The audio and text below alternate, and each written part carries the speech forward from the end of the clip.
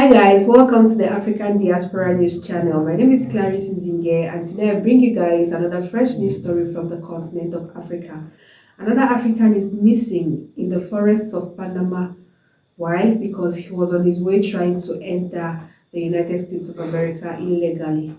It has been reported that over 29,000 Africans have lost their lives since 2014 struggling to get into Europe and America through illegal routes. So, Wilfred Daka is a young Cameroonian who left Cameroon, traveled with a host of others from other African countries and Cameroon to Brazil. So, from Brazil, they traveled to Panama, and from Panama, they had to pass through the forest, cross rivers, brave odds, literally on foot, trek for days to get into Honduras, and from there find their way to Mexico, and then from there find their way somehow into America. So that was the route that they were taking, and Wilfred got lost on the way. He basically got lost in the bushes of Panama. So I want you to listen to this voice note from somebody, a lady who traveled with Wilfred and who discovered that he was missing. And then I'll come back with the rest of the story. Okay, now they give me phone and now they explain am for me. Dey trauma too much for me because I do it with belle, you understand. I know motor we live for Cameroon, to the Cameroon, motor we live for Brazil, but we're so close. We don't go. I don't know as I fit talk. You use a statement like you no know say man fit help man. I just say no fit know wetin I dey go through. You understand? Na now we I know the man they give me phone now so because he be there ahead, he be leave all way for back. So now they give me phone. I don't feel deny for not talk because the help will really don't help me for the my belly will carry and pass with that road. I know fit talk. The hard way really get I don't cry really suit at turn the sickness sick. You understand? Really dey to me like a brother. All the struggle now for come for the same place where one can find life. Baby, ask me. Ma tell you wetin happen. We don't wake up, we sleep with three. Now we two girls all day. And now me I be the last person really call in name before we I know see really today today. Really don't wake up, don't work fine. We won't up I'm in them. Now only we need the talk Spanish, we need the whole one hand with the worker. We need talk I mean they say which time we go reach. They say by if we work up by 4 o'clock we will reach for the corner water or take boat. We need talk for Mrs. Solange. Work up quick, Charlotte, work up quick. You know say Solange will be like no fit be number 4 they will not chop on work up quick. And so the man she go my sister, the man she go. The rain before the previous day water be overflow. We come on now. We say we show some because we even show road. I tell you say we will pass to the other side because I know Willie is a very brave person. The power. As you pass through for the water, we say no. So lunch. I said no. We you rush water. They fear the water finish me around one belly. Because water they need to reach for one neck. We really would the whole rope will pass. All the whole rope we have to pass. Really, more person really say no. It's more person on small bush will go climb so straight here. We no cross that water, so okay, no problem. Then two we shall not dey for front. I can't pass shall not go one day wait more. But I do be active. I do 4 months.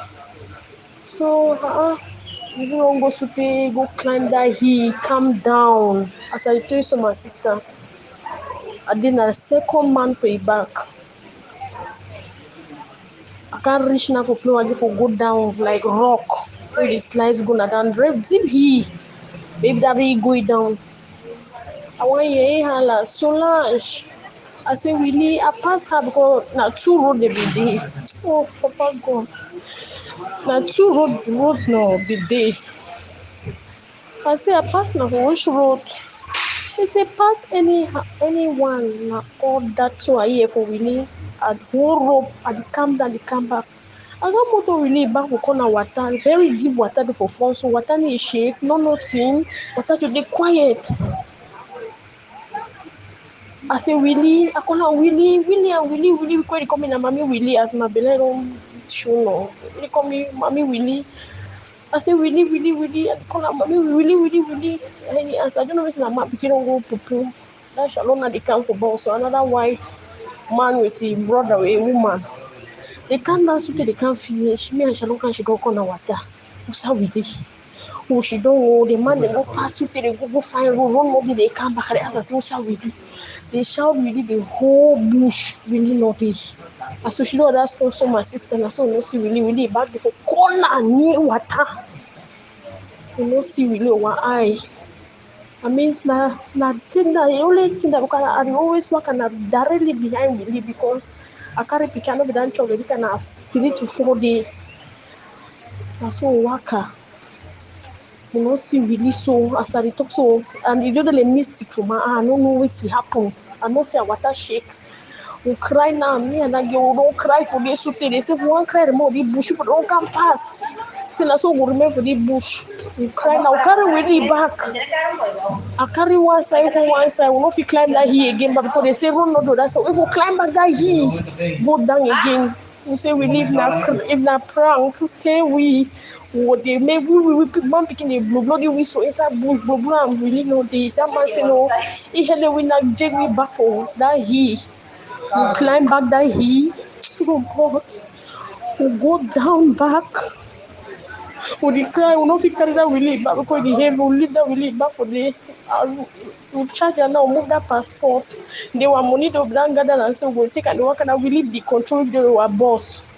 We take I don't time for small rapping. For small rapping that girl that Charlotte girl take him. When I charge I take him. Over the worker. I said we did not take the money go. You know, I mean I don't know what really happened. Waka. We dey cry for road, they say, no cry, we cry today, we go cross that water between so me and Willie cross and Willie deny. Now still that water, we go cross that water. All the see people they cross, I don't know me wetin happen. Willie deny say no cross that water. We go cross now that same water. Motor am in the now. Go dey patrol for bush. We tell Christ our brother na so. One that man now explain am for you say na so. They just aim their thing and then they go find Willie. Find really now then we keep go for front. They can't tell me to say really don't go far. I don't know if you understand. So then that's so really never talk no nothing. We never see Billy. Because I don't want to cry me and the first thing me now so. All right, guys. So she was speaking in Cameroonian Pidgin English. It's broken English. Basically, what she's saying is that she left Cameroon, by herself. She's pregnant. She never knew Wilfred from anywhere. They just met, in that journey. They were in different groups. But then Wilfred saw that okay, these were ladies and then they were pregnant. So the guys who were smarter moved ahead. So Wilfred decided to stay back with the ladies. So he was going to, just to help them to cross the rivers, cross the bushes. Like he was like, okay, you know what, I'll be the leader. So everybody give me your money. I'll just help. He just wanted to help them basically because he would have moved ahead with the others. But he stayed back to help them because she was pregnant and the other one was the lady. So they were weak. They were the weaker set in the group. He stayed back and he helped them through. They traveled together, crossed some bushes together, crossed rivers together, and then they came across this particular river. And Wilfred was like, this river is so deep, I don't think it's going to be safe for us to travel. The water is so high, so let's take the bush instead. So he was like, okay, you know what, let's descend this small hill and then we take this other route. It's going to be safer for us. So that's what he did. He descended the hill and he was down there waiting for them to come and meet him down so they could continue going. And the ladies actually succeeded to come down the hill, and then when they descended, they did not see Wilfred. They saw his bag, opened it, saw his passport, his money, everything was there, but he was nowhere to be found. They checked in the bushes, called his name, like they stayed there for hours waiting for him, but they could not find him. So they had to, go without him.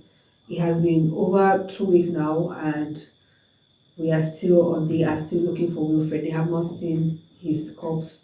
They have not seen anything. Like if he drowned in the water, of course by now his corpse would have been discovered in the water. If he was nobody really knows what happened. And his family is still hopeful that he's going to be found.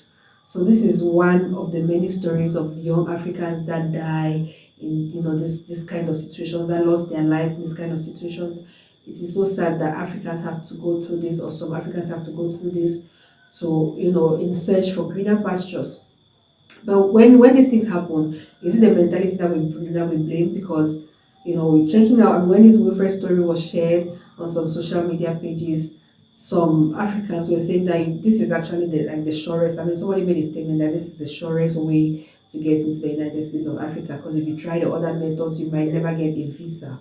And it's just sad that people take these risks hoping to get into the United States of Africa, or to go to other European countries, or other countries in America, or other countries. I mean, why will people risk their lives for this kind of journeys? And when they decide to take this route, they do that. I mean, some of them will sell everything they have, take all their millions, 2 millions. I mean, whatever it is, whatever money, whatever it is that they have, their possession. 2 million francs is about 2 million francs is about then say $5,000. Not just 5,000. Some is like $4,000.